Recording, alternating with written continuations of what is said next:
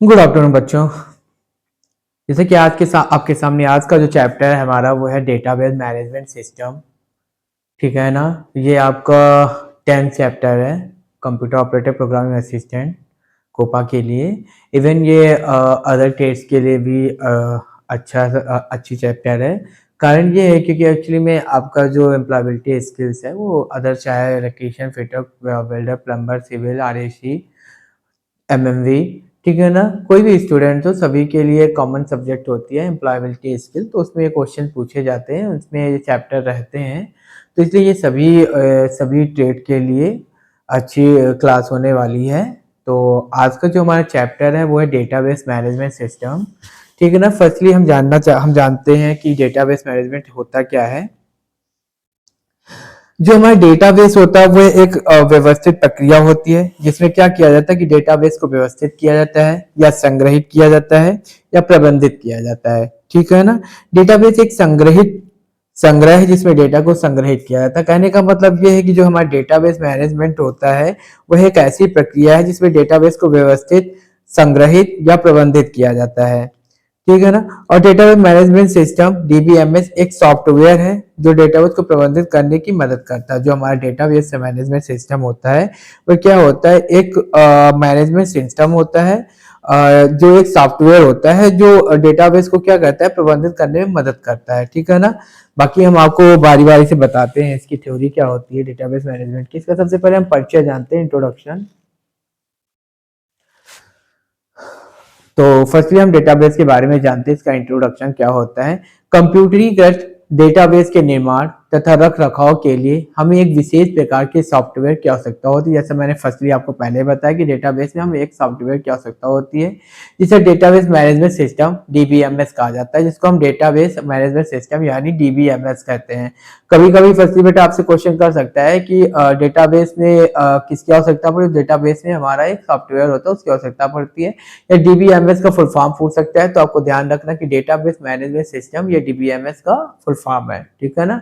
मुख्यतः ये एक कंप्यूटर पर संग्रहित रिकॉर्ड के रख रखाव की प्रणाली है। हमने बेसिकली आपको पहले ही बताया कि संग्रहित करने के लिए एक प्रणाली होती है, अर्थात यह एक ऐसी प्रणाली होती है जिसका उद्देश्य रिकॉर्ड एवं सूचनाओं को संभाल कर रखना। जो डीबीएमएस होता है यानी डेटाबेस होता है, ये क्या करता है, एक ऐसी प्रणाली होती है जो किसी उद्देश्य यानी रिकॉर्ड या सूचनाओं को संभाल कर रखती है। ठीक है ना। यह उपयोगकर्ता को एक ऐसा वातावरण प्रदान करती है जिसके माध्यम से डेटा को संग्रहित करना तथा पुनः प्राप्त करना बहुत ही सुविधाजनक हो जाता है। जो हमारा डेटाबेस होता है यह ऐसी प्रणाली होती है जो उपयोगकर्ता को एक ऐसा वातावरण प्रदान करती है जिसके माध्यम से हम डेटा को क्या करते हैं, संग्रहित करते हैं।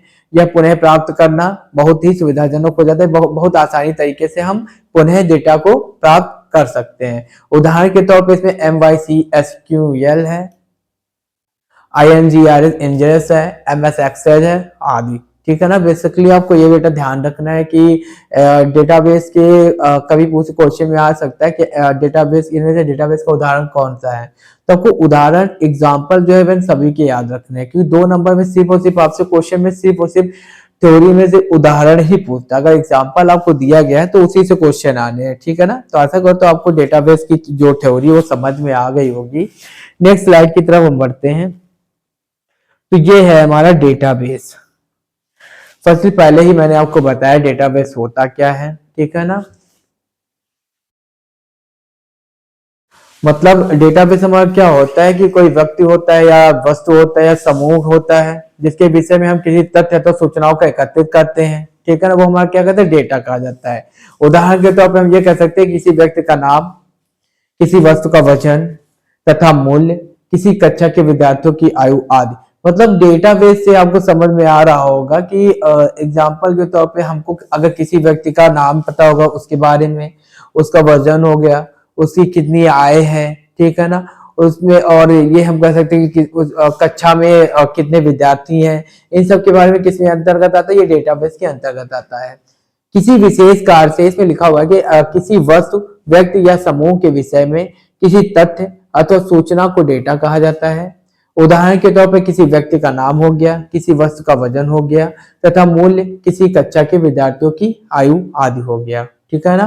कहने का मतलब यह है किसी वस्तु, व्यक्ति या समूह के विषय में किसी वस्तु, व्यक्ति या समूह के विषय में किसी तथ्य अथवा सूचना को डेटा कहा जाता है। मतलब हमें डेटा किसके कहते हैं? कोई वस्तु हो गया, उसके बारे में जानकारी रखनी होगी तो वो हमारा डेटा हो गया। व्यक्ति हो गया, व्यक्ति के बारे में हमें जानकारी रखनी, वो हमारा डेटा हो गया। समूह हो गया, उसके बारे में हमें जानकारी रखनी तो वो हमारा डेटा हो गया। तो ये सारी किसके अंतर्गत आती है? ये डेटा के अंतर्गत। उदाहरण के तौर पर इसीलिए यहाँ पे मेंशन किया गया है।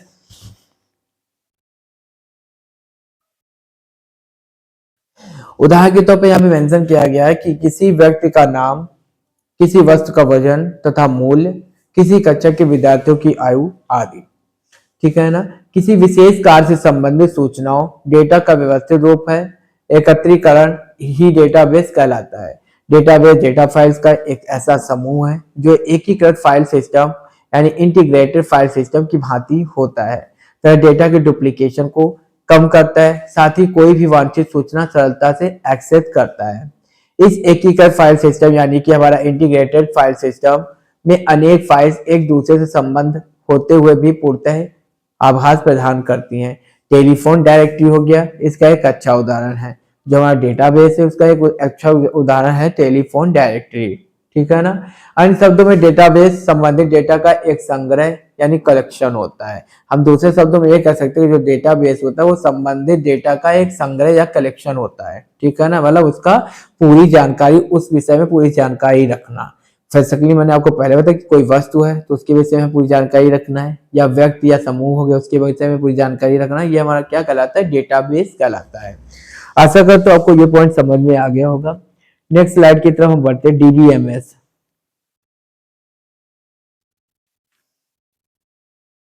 अब डीबीएमएस क्या होता है? डीबीएमएस के हम लाभ जानते हैं। एडवांटेज ऑफ डीबीएमएस यानी डेटाबेस मैनेजमेंट सिस्टम।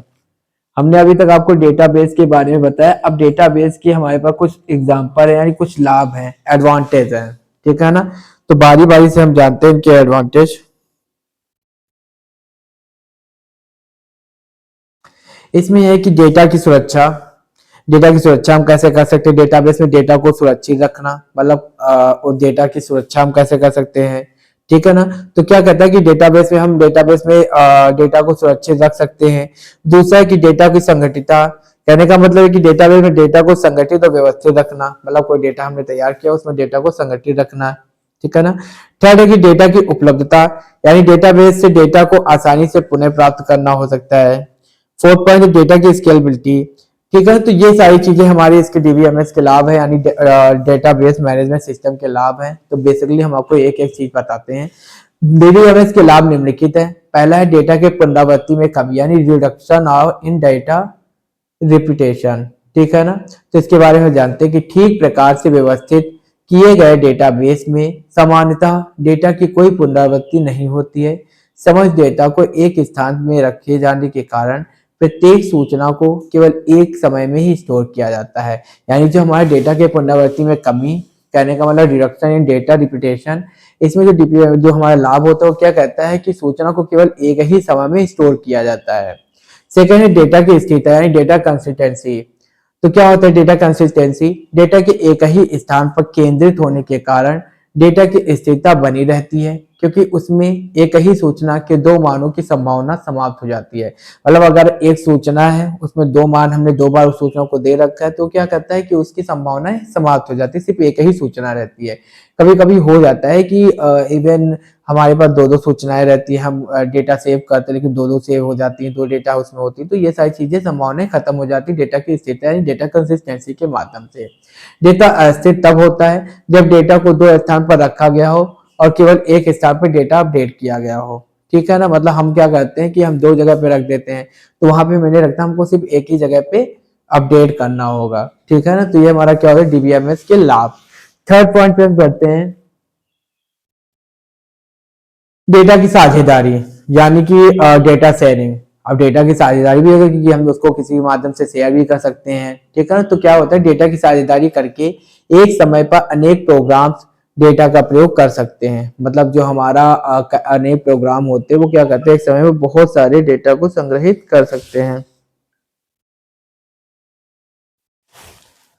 जिससे प्रत्येक प्रोग्राम को अपना डेटाबेस तैयार करने की आवश्यकता नहीं होती है और इससे बहुत सा समय और परिश्रम बच जाता है। इससे हमें ज़्यादा समय भी नहीं लगता है और परिश्रम हमें ज़्यादा मेहनत भी नहीं करनी पड़ती डेटा की साझेदारी से। फोर्थ पॉइंट है कि डेटा की सुरक्षा यानी security of data. Database management system यानी डीबीएमएस डेटा को अनधिकृत अनऑथोराइज्ड ऑथोराइज्ड उपयोगकर्ताओं तथा अवैध इलेगल परिवर्तन से बचाता है। यह केवल अधिकृत उपयोगकर्ताओं ऑथोराइज्ड यूजर को डेटा का प्रयोग करने की अनुमति प्रदान करता है। तो ये सब हमारी क्या है डेटा डीबीएमएस की लाभ यानी उनके एडवांटेज। अब हम जानते हैं कि डीबीएमएस की हानियां कौन कौन सी हैं, डिसएडवांटेज।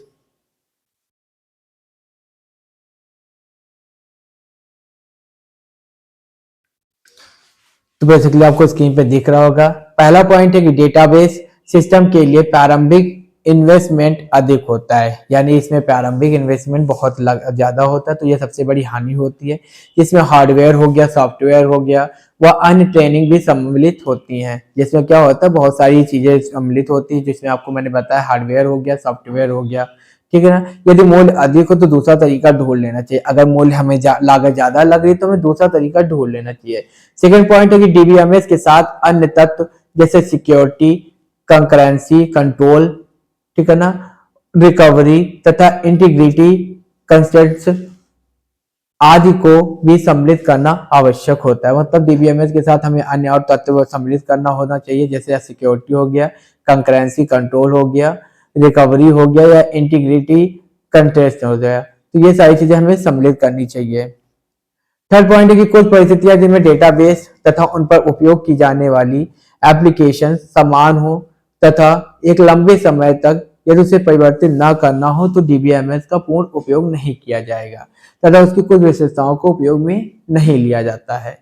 फोर्थ पॉइंट है कि कभी कभी डेटाबेस सिस्टम को एकल उपयोगकर्ताओं के लिए ही बनाया जाता है। मतलब कभी कभी क्या होता है कि जो डेटाबेस होता है उसको सिर्फ एक ही उपयोगकर्ता के लिए बनाया जाता है। तो ऐसा करो डीबीएमएस की हानियां एंड डीबीएमएस के लाभ आपको समझ में आ गए, यानी एडवांटेज और डिसएडवांटेज। नेक्स्ट स्लाइड की तरफ बढ़ते तो है आपका रिकवरी, लोकप्रिय डेटाबेस, पॉपुलर डेटाबेस। हम जानते हैं लोकप्रिय डेटाबेस क्या होता है। कुछ लोकप्रिय डेटाबेस निम्नलिखित है। पहला आपका relational database management system. Relational database management system क्या होता है कि रिलेशनल डेटाबेस में डेटा की द्विआयामी सारणियों यानी टू डायमेंशनल टेबल्स के रूप में संग्रहित किया जाता है। मतलब इसमें दो टेबल्स का सम्मिलन किया जाता है। इन सारणियों को रिलेशन भी कहा जाता है, इनको हम रिलेशन भी कहते हैं। रिलेशन डेटाबेस के रखरखाव के लिए रिलेशनल डेटाबेस मैनेजमेंट सिस्टम की आवश्यकता होती है। आरडीएमएस डीबीएमएस का ही एक प्रकार है। जो हमारा आरडीएमएस होता है वो डीबीएमएस का ही एक प्रकार होता है, यानी रिलेशनल डेटाबेस मैनेजमेंट सिस्टम। ये क्या होता है आपका डेटाबेस मैनेजमेंट सिस्टम का ही एक प्रकार होता है। जैसे डेटाबेस मैनेजमेंट सिस्टम होता है सेम वैसे ही आपका रिलेशनल डेटाबेस मैनेजमेंट सिस्टम होता है। रिलेशनल डेटाबेस की मुख्य विशेषता यह है कि एक एकल डेटाबेस में एक से अधिक सारणियों को संग्रहित किया जा सकता है।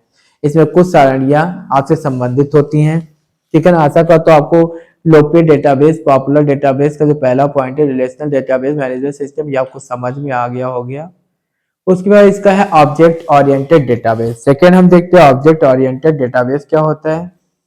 ऑब्जेक्ट ओरिएंटेड डेटाबेस से पूर्व के डेटाबेसेस सीधे सीधे स्टैटिक प्रॉपर्टीज एवं इंटीग्रिटी रूल्स का समर्थन करते थे। जो हमारे ऑब्जेक्ट ओरिएंटेड डेटाबेस थे ये किसका इसका समर्थन करते थे, ये हमारा सीधे सीधे स्टैटिक प्रॉपर्टीज एवं डेटाबेसेस एवं इंटीग्रिटी रूल्स का समर्थन करते थे, परंतु मॉडल की डायनेमिक प्रॉपर्टीज को परिभाषित करने के लिए एप्लीकेशंस पर भरोसा करते थे।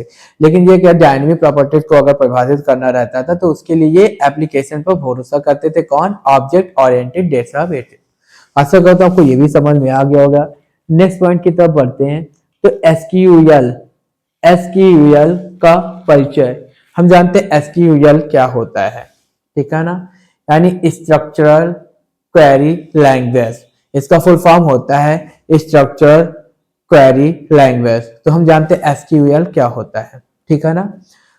एसक्यूएल का पूरा नाम स्ट्रक्चर्ड क्वेरी लैंग्वेज है, या एक हाई लेवल लैंग्वेज होता है। ये लैंग्वेज होता है जो काफी ज्यादा पॉपुलर होती है, हाई लेवल में प्रयोग की जाती है, जिसका प्रयोग डेटाबेस एवं इससे संबंधित ऑब्जेक्ट्स जैसे टेबल्स, क्वेरीज, व्यूज इत्यादि को क्रिएट करने, टेबल के स्ट्रक्चर को परिवर्तित करने, टेबल में डेटा को इंसर्ट करने, अपडेट करने एवं डिलीट करने, यूजर को डेटाबेस पर विभिन्न प्रकार की अनुमति यानी परमिशन प्रदान करने या असाइन करने अथवा ग्रांट करना अथवा डिनाई करना, अनुमति को रिवोक करना या अर्थात वापस लाने के लिए किया जाता है।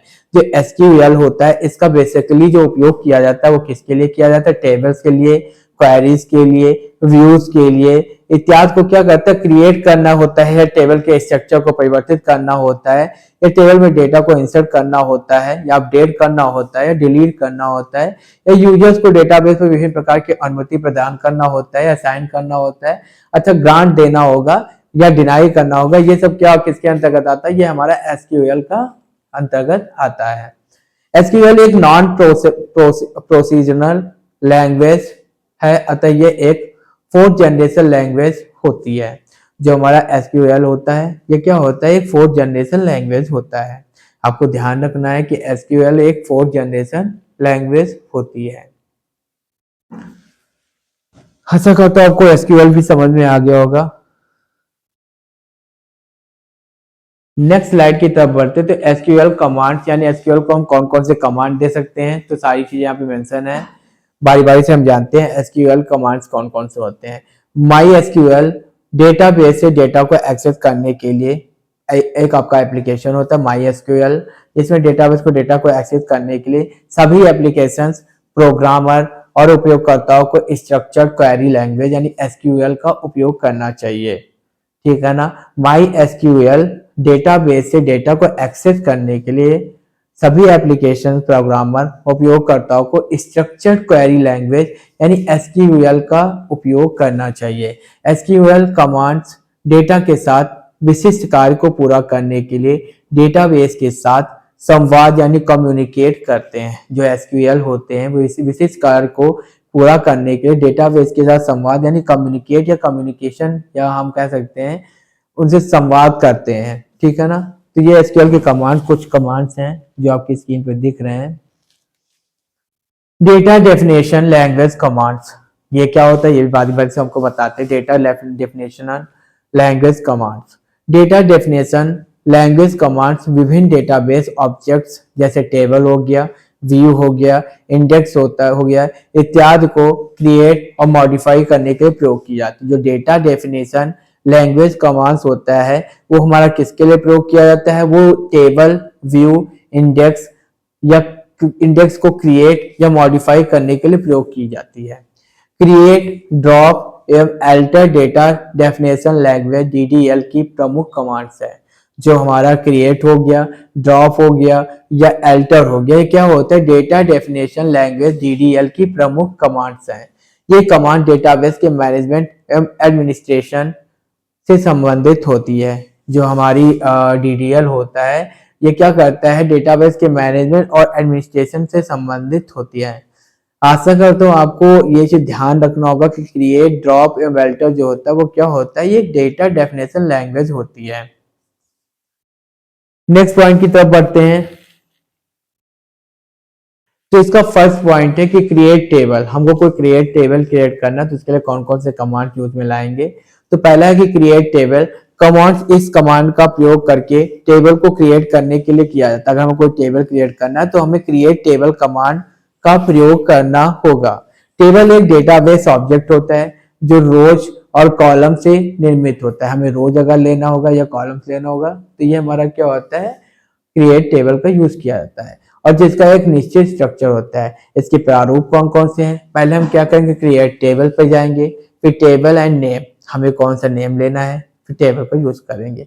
फिर column name, first data type, size, column constraints and second है column name, second data type, size, column constraints and third है column name, three data type, column constraints. तो ये सारी चीजें हमें प्रारूप लेने होंगे किसको? क्रिएट करने के लिए टेबल को। नेक्स्ट स्लाइड की तरफ बढ़ते हैं। हमारा सेकेंड पॉइंट है अल्टर अल्टर टेबल, अगर हमें अल्टर टेबल कमांड लेना है तो कौन कौन से लेना है? अल्टर टेबल कमांड का प्रयोग किसी पूर्व निर्मित टेबल के स्ट्रक्चर को मॉडिफाई अथवा परिवर्तन करने के लिए किया जाता है। क्वेश्चन में आपसे कह सकता है कि अल्टर टेबल कमांड का यूज किसके लिए किया जाता है? तो अल्टर टेबल कमांड का यूज टेबल के स्ट्रक्चर को मॉडिफाई अथवा परिवर्तन करने के लिए किया जाता है। अल्टर टेबल कमांड का प्रयोग किसी पूर्व निर्मित टेबल में एक या एक से अधिक कॉलम्स अथवा फील्ड्स को जोड़ने, उनके डेटा टाइप्स और साइज परिवर्तन करने के लिए तथा कंस्ट्रेंट्स को जोड़ने अथवा डिलीट करने के लिए किया जाता है। जो अल्टर टेबल होता है कमांड होता है, इसका प्रयोग हम किस में करते हैं? कॉलम्स या अथवा फील्ड्स अथवा कॉलम या फील्ड को जोड़ने अथवा उनके डेटा टाइप्स और साइज में परिवर्तन करने के लिए, कंस्ट्रेंट्स को जोड़ने अथवा डिलीट करने के लिए हम अल्टर टेबल का यूज करते हैं यानी प्रयोग करते हैं। नेक्स्ट स्लाइड है आपके, इसके प्रारूप कौन कौन से हैं, हम कैसे इसका यूज करेंगे, कैसे इसको बनाएंगे। तो पहला है अल्टर टेबल, टेबल नेम, हमको अल्टर पे टेबल करना है, फिर टेबल नेम जाना है, फिर add column name data type करना है। बी पॉइंट है alter table, table name, alter column, column name data type, and C point है alter table, table name, drop column, column name. जब हम उस पे बैठेंगे, कंप्यूटर सिस्टम पे बैठेंगे तो ये सारे प्रारूप आपको ध्यान रखने हैं, इसलिए बेसिकली मैंने आपको ये चीज बता दी है कि प्रारूप आपको ध्यान रखने हैं, ठीक है ना। तो डी पॉइंट है कि alter table, table name, ADD, drop, constant name, तो ये प्रारूप आपके आते हैं। थर्ड पॉइंट है drop table command. Drop table कौन कौन से होते हैं? Drop table command, drop table command यानी ड्रॉप टेबल कमांड का प्रयोग किसी टेबल को उसके स्ट्रक्चर के सभी रिकॉर्ड्स सहित डिलीट करने के लिए किया जाता है। इसका प्रारूप क्या होता है? ड्रॉप टेबल, टेबल नेम, ठीक है ना। ध्यान रखना है कि जो ड्रॉप टेबल होता है इसका प्रयोग हम किसके में करते हैं? टेबल को उसके स्ट्रक्चर के सभी रिकॉर्ड सहित डिलीट करने के लिए किया जाता है। हमें कोई रिकॉर्ड हो गया या स्ट्रक्चर हो गया, उसको डिलीट करना है तो हम ड्रॉप टेबल का यूज करेंगे। फोर्थ पॉइंट है ट्रंकेट टेबल। ट्रंकेट टेबल क्या होता है? ट्रंकेट टेबल कमांड का प्रयोग किसी टेबल के सभी रिकॉर्ड्स को एक ही समय में डिलीट करने के लिए किया जाता है। यानी कि हमको कोई फाइल है या कोई डेटा है, उसको एक समय में डिलीट करना है तो उसके लिए हम ट्रंकेट टेबल का यूज करेंगे। प्रारूप इसका क्या होगा? Truncate table, table name. तो ये प्रारूप आपको ध्यान रखने के ट्रंकेट टेबल के लिए हम कौन सा प्रारूप यूज करते हैं। तो बेसिकली आपसे ये क्वेश्चन पूछ सकता है 2 नंबर्स में। आशा करता हूं आपको ये सारी चीजें समझ में आ गई होंगी। इसका सेकेंड पॉइंट है डेटा मैनिपुलेशन लैंग्वेज कमांड्स। अब हम देखते हैं डेटा मैनिपुलेशन लैंग्वेज कमांड कौन कौन से होते हैं। डेटा मैनिपुलेशन लैंग्वेज कमांड के एक ऐसे सेट को परिभाषित करती है जिनका प्रयोग डेटाबेस ऑब्जेक्ट्स जैसे टेबल को मॉडिफाई करने के लिए किया जाता है। मतलब जो डेटा मैनिपुलेशन होता है ये किसके लिए यूज किया जाता है? आपका जो कोई टेबल होता है उसको मॉडिफाई करने के लिए हम डेटा मैनिपुलेशन लैंग्वेज कमांड्स का यूज करते हैं। इसमें इंसर्ट हो गया, डिलीट हो गया और अपडेट प्रमुख डेटा मैनिपुलेशन लैंग्वेज कमांड्स होते हैं। जो डेटा मैनिपुलेशन लैंग्वेज कमांड्स होते हैं इसमें कौन कौन से कमांड्स होते हैं? इसमें इंसर्ट होता है, डिलीट होता है और अपडेट होता है। पहला पॉइंट है सेलेक्ट। सेलेक्ट कमांड डेटाबेस से डेटा को प्राप्त करने के लिए सेलेक्ट कमांड का प्रयोग किया जाता है। मतलब कोई हमें कमांड डेटाबेस से प्राप्त करना है तो उसके लिए हम सेलेक्ट कमांड का प्रयोग करते हैं। इसके प्रारूप कौन कौन से हैं? सेलेक्ट कॉलम के लिए पहला है कॉलम पहला है column to from table name. Column में जाकर के फ्रॉम टू टेबल नेम, मतलब हमें टू फ्रॉम टेबल को यूज करना है। यदि आप डेटाबेस में उपस्थित सभी फील्ड्स को प्राप्त करना चाहते हैं तो निम्न प्रारूप का प्रयोग करें, ठीक है ना। तो ये प्रारूप, अगर हमें डेटाबेस में उपस्थित सभी फील्ड्स को प्राप्त करना है तो ऊपर जो प्रारूप दिया गया इसका हमें प्रयोग करना है। तो आपको ये बेसिकली प्रारूप बेटा ध्यान रखना कि प्रारूप से क्वेश्चन पूछता है। आप जब डेटाबेस मैनेजमेंट सिस्टम पढ़ेंगे तो आपको ये सारी चीजें, ये प्रारूप आपको वहां पे कमांड के रूप में लेना है, ठीक है ना। तो ये सारी चीजें बेसिकली आपको नोट डाउन भी करते रहना है।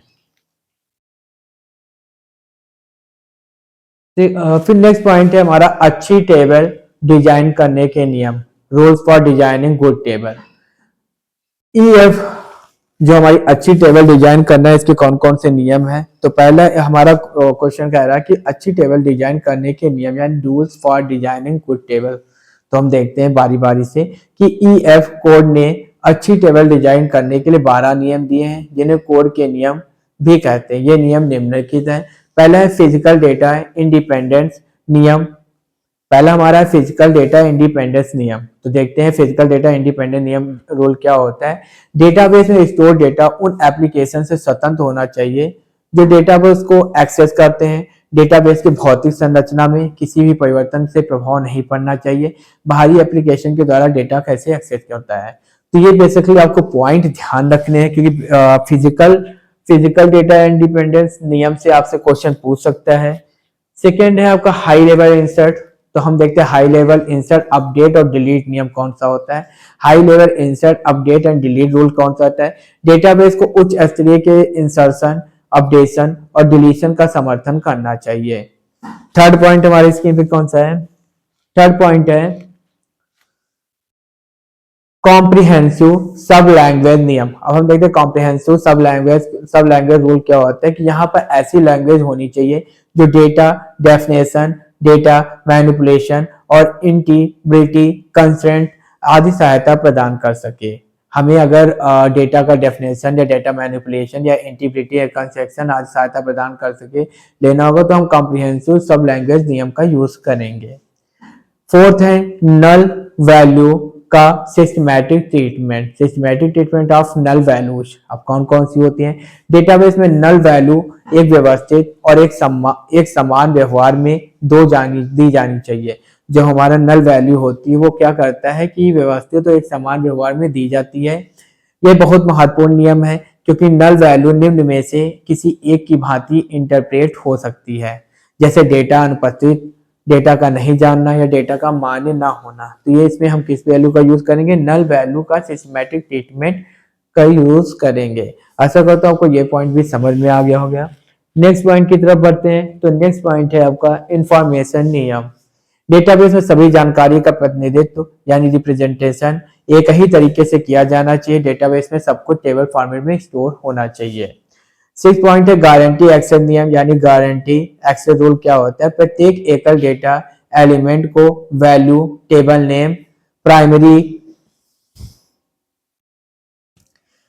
प्राइमरी की और एट्रीब्यूट नियम के कॉम्बिनेशन के साथ लॉजिकली एक्सेस होने की गारंटी होती है।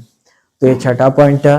नेक्स्ट पॉइंट की तरफ बढ़ते हैं। तो 7 एंड 8 पॉइंट हमारे पास क्या है, सक्रिय ऑनलाइन कैटेलॉग।